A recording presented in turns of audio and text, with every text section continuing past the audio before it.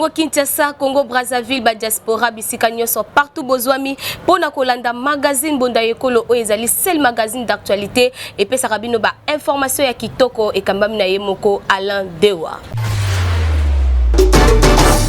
Tofongoli magazine na biso na élément oyoboye ke chef de l'État Félix Tshisekedi a sengi pas moins de 3% ya budget national pour la recherche scientifique tolanda reportage oyo. Président de la République Félix Tshisekedi a sengaki mokolo ya mardi 29 août na parlement pe na gouvernement ba consacrer au moins 3% ya budget national pour na exercice 2024 na ministère ya recherche scientifique na ba dimension nyonso. Chef de l'État a salaki demande oyo lors ya clôture ya conclave ya génie scientifique congolais na Kinshasa. Budget oyo ekoleka de 0,5% actuel à au moins 3% selon ministre ya recherche scientifique et innovation technologique Gilbert Kabanda oyo asepelaki na proposition ya chef de l'État Félix Tshisekedi. A rappelaki que conclave oyo ezalaki organisé pona pour permettre na RDC à créer organe moko ya succession na intelligence ya belge oyo ezalaki ko gérer économie ya République démocratique du Congo avant indépendance. Ministre ya recherche scientifique y est à promettre par ailleurs qu'on publie régulièrement les résultats concrets ya recherche scientifique congolaise. Nasuka na yango ba participa na conclave ya génie scientifique congolais basenga ki mise en place moko ya task force pluridisciplinaire oyo ekosangisa ba économiste pe ba juriste chargé ya ko former ya ko équiper pe ya ko accompagner ba inventeur pe ba unité ya production na conception ya business na bango en vue ya ko optimiser rentabilité na bango yango biso awa to betisi kambonda. Tilelo parti politique SID ya Martin Fayulu baza kaka ba non partant ya ba processus électoral pe ba boyi dialogue politique. Tolanda commentaire ya Alain Dewa. Ndeko ya Congo boye bake eside ya mwana mboka Martin Fayulu abwakisi ba stratégie nyonso oyo eza la forme ya dialogue politique na esprit ya partage ya pouvoir soki bakosalisa ba élection crédible et transparente na décembre 2023. Pona bango balingi ko se rappeler que depuis basalaka congrès na bango année passée na Kisangani babanda déjà kosala ba proposition surtout ya calendrier électoral mais ata mutu moko te andima koyoka bango babenga même ba partie prenante basala ba discussion pona ba élection mais nyonso baboya koyoka bango pona bango oyo eza kosala malelo ezande stratégie ya kadima oyo azawana na souci ya ko matérialiser tricherie po Félix Tshisekedi azwali sous 5 ans. Nyonso oyo elimina munoko ya mwana mboka Mike Isem secrétaire exécutif ya SID Funa. Bango SID baza déterminé ya kozala libande ya masano na ba niveau nyonso donc présidentiel, législatif, provincial, municipal na local. Baza kaka ko exiger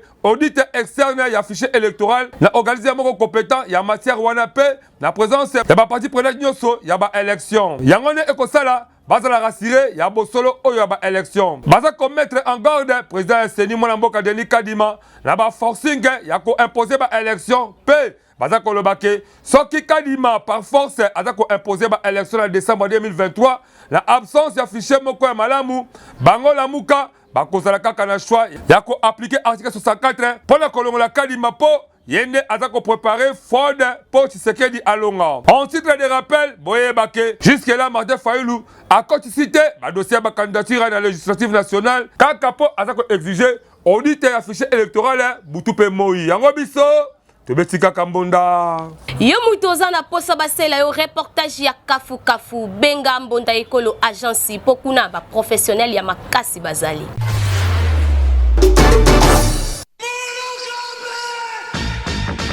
Bana Congo Kinshasa, bana Congo Brazzaville, yo mutu olingaka ba activité na yo eye bana na mokili mobimba. Mbonda Ekolo agence epesi bino opportunité ya kosalela bino ba reportage ya Kafu Kafu. Ezala activité politique, socio-culturelle, économique, religion, sport, conférence. Awa awa na mbonda ekolo agence ezosalema avec professionnalisme pe eza na prix moko très abordable. Esuki wana te endeko na ngai keba na ba reporter ya muyibi oyo bayaka kozwa ba image pe elekaka nango na télévision te, kasi awa na mbonda ekolo agence nyonso ya filmage, modération, réalisation, photoshooting ezosalema avec un partenaire idéologie parce que awa tokanga masolo pena oyo etali image yebake okozwa yango pe ata na format ya YouTube. Olingi oyeba bisika tozali benga biso na plus 243 89 81 81 097 na bandeli lisusu na plus 243 89 81 81 097 na mbonda ekolo agence nyonso ya reportage ezosalema kitoko avec professionnalisme eyokanio. Yango Noël Tchani na loi na ye des pères et des mères ekenda wapi pour convocation électorale présidentielle ici et bandi. Tolanda commentaire ya Alain Dewa.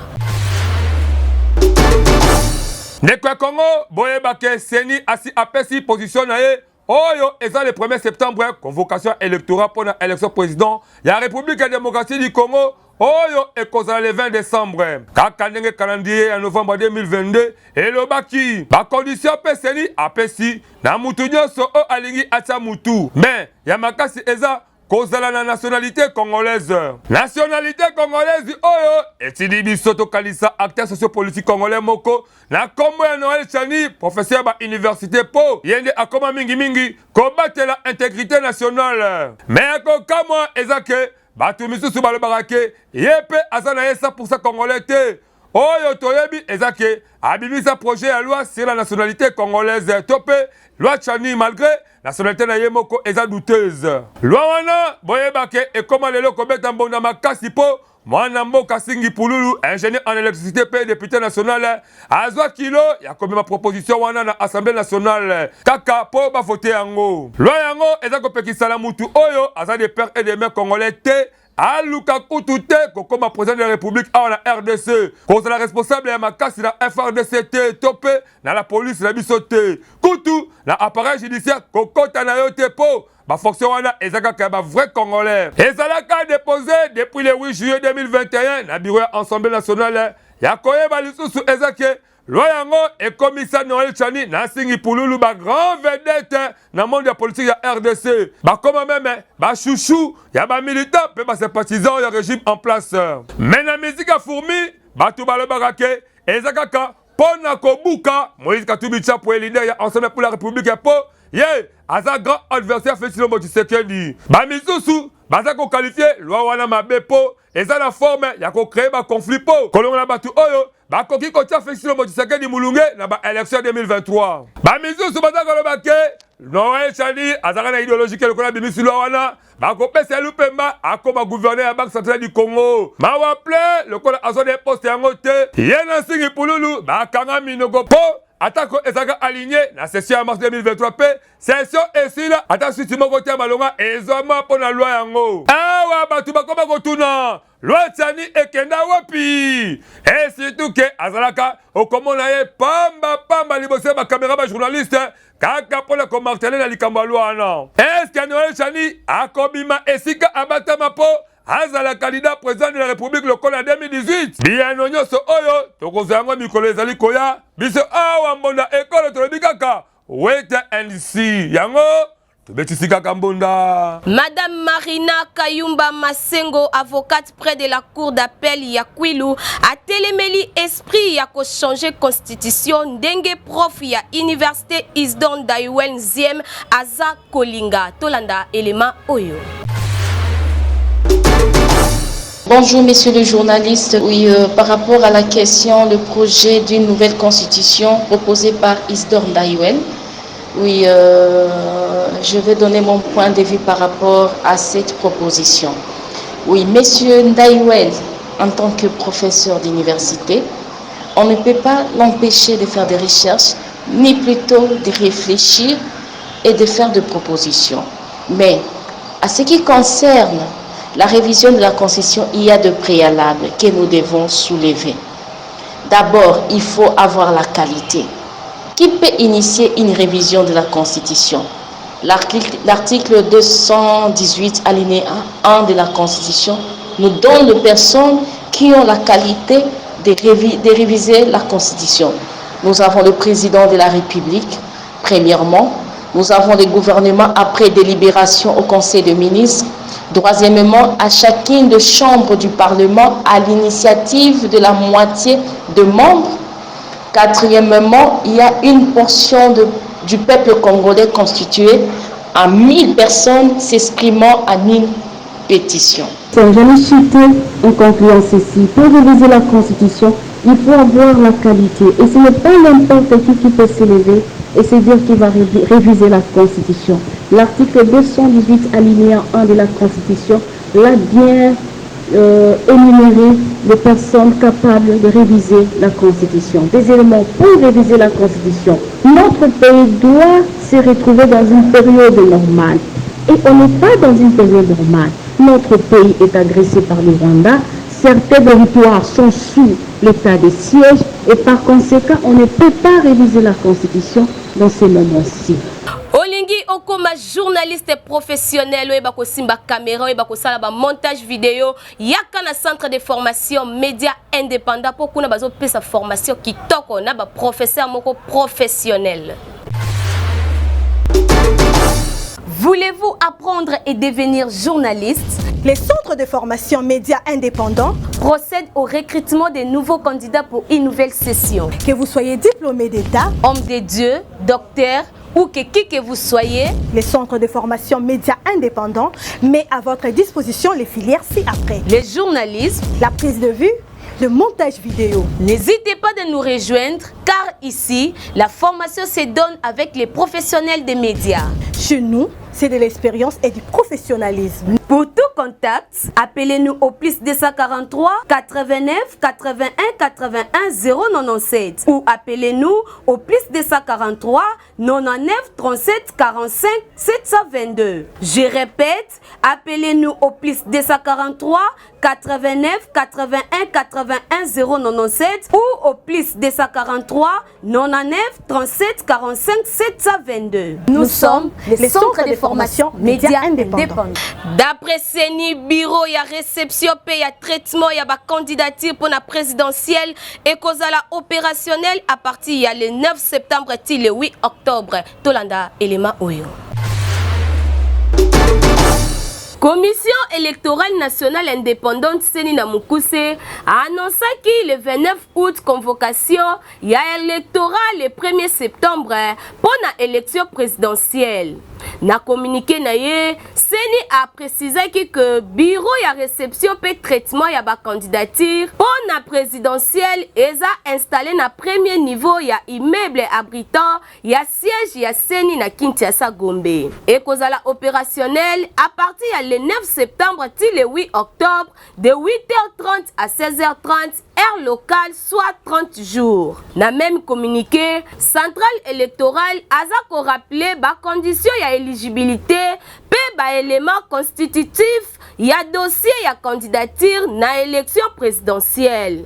Na yango esengeli toyeba que annonce oyo ya Seni eza suite ya calendrier électoral oyo ba publiaki le 26 novembre 2022. Selon agenda oyo, élection ya président de la République eza prévu na décembre 2023. Yango biso to betisi kambunda. Fondation Jonathan Sangou baza organisé sortie officielle na bango avec un porte-pays idéologie to landanan spot publicitaire oyo.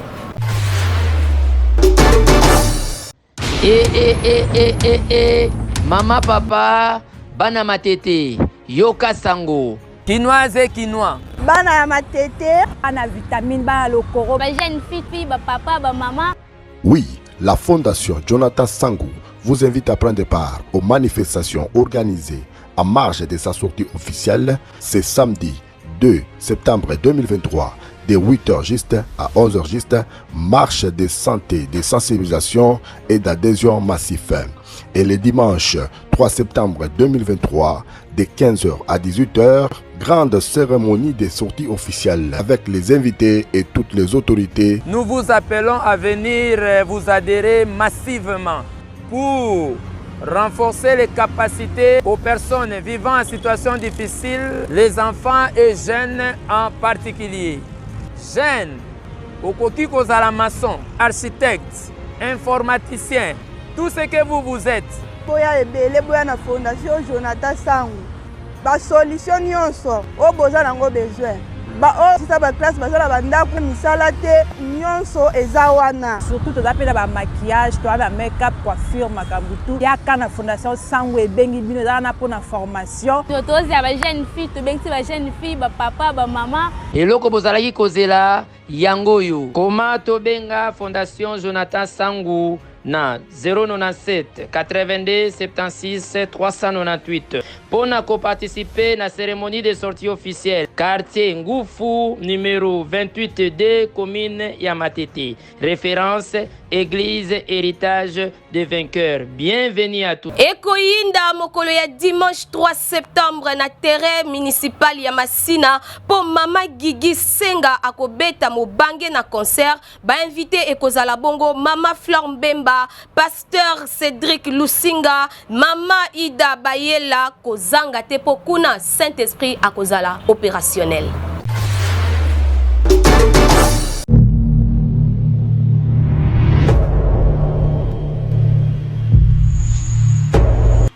Quinoises et quinois, bien-aimés dans les seigneurs, Mama Gigi Senga vous invite à un grand concert évangélique.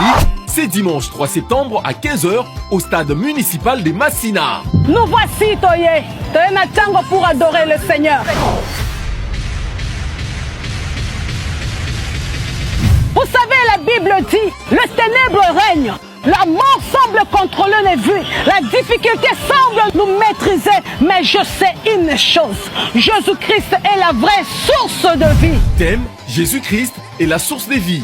Ate sika molile yaki tango toza kotombola bendele la Yesu. Lumière ezakoya, vie ezakokota. Venez nombreux louer et adorer les dieux de toute gloire. Droit d'entrée, 0 francs congolais. Zambe ya pambola bino makasi. Production signée Église Mairie. Bientôt rentrée scolaire, mais bas commerçant bazakole la vente eza mabe makas.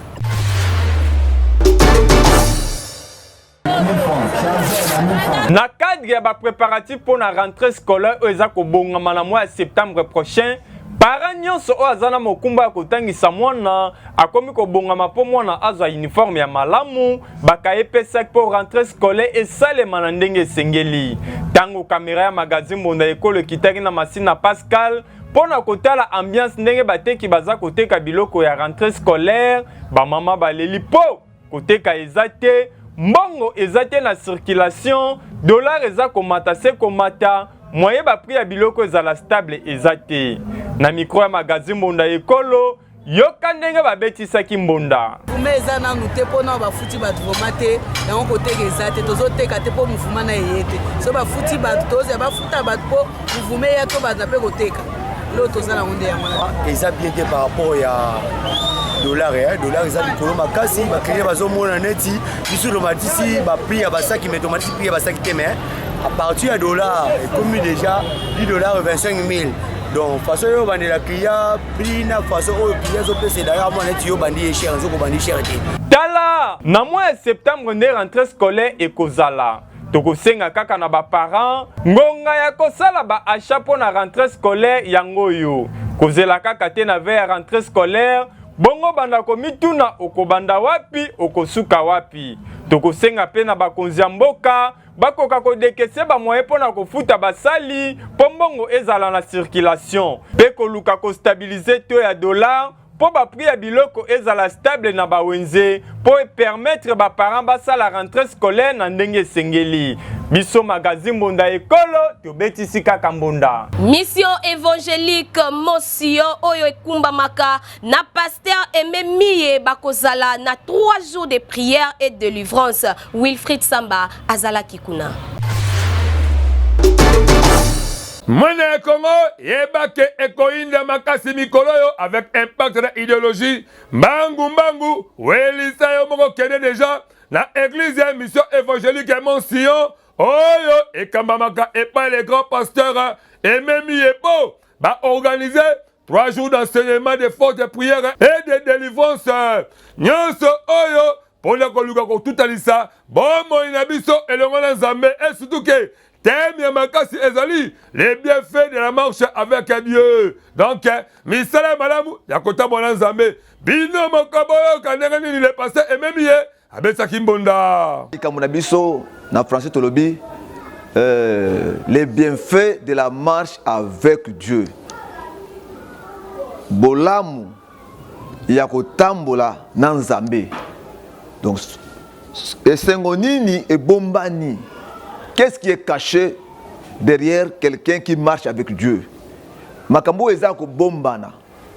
Bolamu o eza ko batama tango mutazo tamba na nzambe. Ezana biloko ebele o tokozwa kaka soki totamboli na nzambe. Soki muta tamboli oyebi tozo bondela mingi tozo senga mingi tozo kila. Mais soki kaka nzambe azana yo sur tes fins. Soki kaka nzambe avandi malade ko limwa. Soki nzambe ovandi si nzambe na motema na yo ba chaîne katani. Ndeko ya Congo yeba ke okoluka oyeba église biso évangélique monsieur ezalaka wapi? Ezali bongo na avenue Mbujimai numéro 131 quartier Fumuketo. La commune à Kimbaseke, André Bossawa, Arrêt Mbangu. Yeba ke, a prié au Amis Kolomisatu, et Komanda Bongo, na 15h30, 17h30, donc, du vendredi 1er septembre, si dimanche, le 3 septembre. Yo, ebike, on a un problème de taliban délivrance, et taliban prière, ou Elisabo, les passés et même, à disposer d'un ngouya en colo, pour qu'on s'habille comme un minene, en obiso, to betelier Kambunda. 097 94 85 754. Magazine Bonda Ekolo ezali seul magazine d'actualité pesa kabino ba information ya kitoko eza ko benga na ba leader nyonso ba ya ko présenter ba vision na bango liboso ya caméra pour que population ayeba bango. Congolais, Congolaises, yo mutu ozalaka na idée ya développement ya RD Congo, magazine Bonda ya Ekolo baleki ya Yezu apesi bino opportunité ya koya ko exposer ba vision na bino pona bolamu ya Ekolo mobimba. Botala bino moko, tomesana koyamba batu na plateau na biso po mutu na mutu atalisa vision na ye, yo mutu oza na ba idée ya malamu olingi mboka ekende liboso, magazine Bonda ya Ekolo afongoleli bino ba porte yaka o contribuer na développement ya mboka RD Congo. Oyo ayebi ke aza vrai leader, sala lokola baninga yaka na plateau na biso parce que eza seule adresse oyo eyambaka ba leader ya makasi pe ya solo solo. Tala ndenge ba leader bazali koleka moko na moko bazali koyamba bango epai ya mwana mboka Alain Dewa na Medrine Kambembe avec un partenaire idéologie. To abordaka basi nyonso lokola politique, économique, socio-culturel, religieux, pena basi mosusu oyo ezo contribuer na développement ya mboka na biso. Bazomona pero batana makanisi kimutema mabete. Batu mususu kala kimutema mabe ya longwanga na yawana. Me bato bazana miso baomona Congo ezoke na ndenge mususu. Elle na limité na mumbele un peu partout. Donc nazo continuer lisusu na suki wana te. To se sentir à l'aise na kati ya changu na biso. OK, merci beaucoup. Ndenge kaka bozali komona bango pe bazali balide oyo bandimi ko participer na développement ya ba quartier commune pour que mboka ekende liboso. Na bino pe balide oyo boza kolanda biso bolinga ka développement ya quartier ya commune to pe ya RD Congo mobimba. Bobenga biso na numéro oyo eza affiché na bas d'écran na bino. Toko yamba bino pendant 30 minutes sans débat avec un partenaire idéologie pour que vous exposer ba vision na bino liboso ya population pe aye babino. Yango biso na magazine Bonda Ekolo to bengi ba leader ya solo pe to beteli bango kambonda. Érosion na quartier Ngiesi na commune ya Kimbanteke eza toujours ko bangi sa population to landa reportage oyo.